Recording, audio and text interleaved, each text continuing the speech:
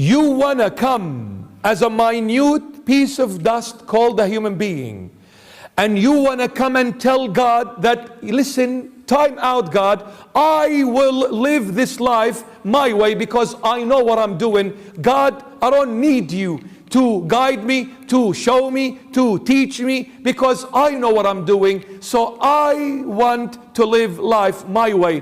God says, my son, when I say to you, don't eat from the tree of the knowledge of good and evil, it is not because I am harsh, but I am all love and mercy and kindness. I don't want you to hurt yourself. That's why I'm warning you, my child. Listen to daddy before you hurt yourself. But then I choose not to listen to daddy. I listen to myself. What happens? At the beginning it's good, but the end is very bitter, very evil.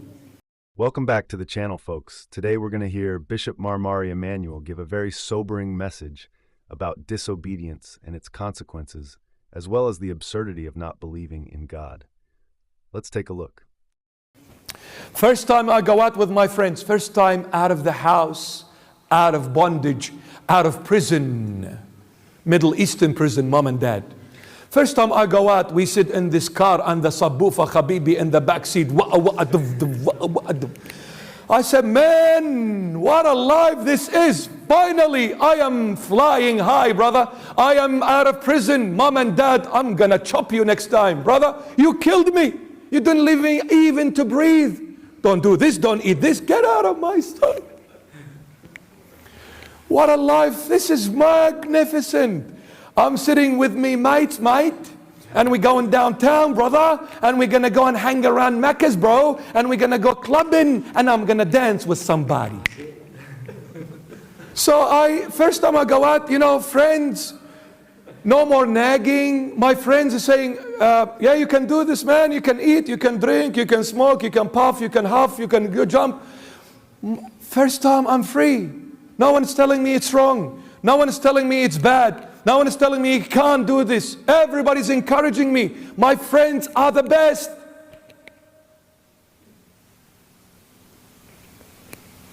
I went with it. Where did I end up? Destroyed myself. 100%. Why? Because I'm trying to figure something I never created. Life. There was a purpose for this life. There was a reason for this life. For some scientists, with all love and respect, whatever their certificates and qualifications are, but for some scientists so educated in their field to come and say there is no God, this is the ultimate ignorance. Nonsense. You're telling me all this came just like that? Excuse me? If I say to you that the Oxford Dictionary came in this perfection and complexity because there was an explosion in the printing press, you would laugh at it.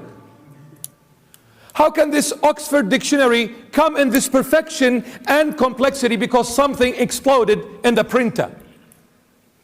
When you look at the Oxford Dictionary, straight away you say there is a mind, an intelligent mind behind this Oxford Dictionary. There's a brain that put it together. Then how much more, when I look at the universe in its totality, isn't there a mighty mind behind this complex, perfect universe? And they say, no, there was a Big Bang 14.5 billion years ago. Were you there or your auntie was there 14 billion years ago? What a nonsense. Nonsense. Son, don't eat from the tree of the knowledge of good and evil. The tree of the knowledge of good and evil is to feed your soul. The problem lies in the soul. But without a soul, I can't be a human being. I'll tell you why. This is what the Bible teaches us all. God always works in the impossible. God will never work in the possible. When everything is possible, He'll leave you do it. When it's impossible, He will never ask you to do it because He knows you cannot. I'll give you an example biblically. When the Lord Jesus came to the tomb of Lazarus, the one who died and he was dead for 4 days. Where do you see that? In the Gospel of John chapter 11. Gospel of John chapter 11, the word goes out to the Lord. They say, the one you love is not feeling well, is kind of sick. He said, no, he's all right. He's just asleep. Jesus was talking about death, being asleep. So anyway, he goes back after 4 days. Lazarus was in the grave, meaning 100% dead.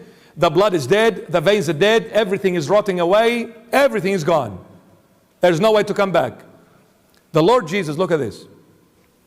He says to the disciples, move the rock from the face of the tomb. And the disciples go and they move the rock. And then the Lord Jesus stands before the tomb and He says, Lazarus, come forth. Lazarus is dead 4 days. Clinically speaking, when the blood dies and clots, you can't bring it back to life. Finito. Gone. No more. Now, he is dead 4 days. Not 4 minutes, 4 days. The Lord Jesus with one word, Lazarus, come forth.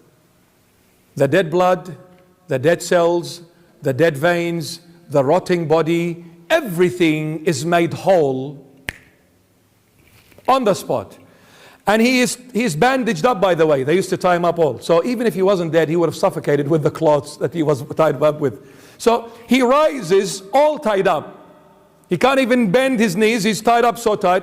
He rises with one word. My question is, Lord, which one was easier? To remove the rock or to raise the dead with one word? I mean, if you raise the dead with one word, couldn't you move the rock with one word? He says, of course, moving the rock is a lot easier. But you know what? Moving the rock, you can do. Raising the dead, I can, you cannot do. So when you can do, I will not interfere. But when you cannot do, I will never ask you to interfere. I'll do it. You need to trust in me.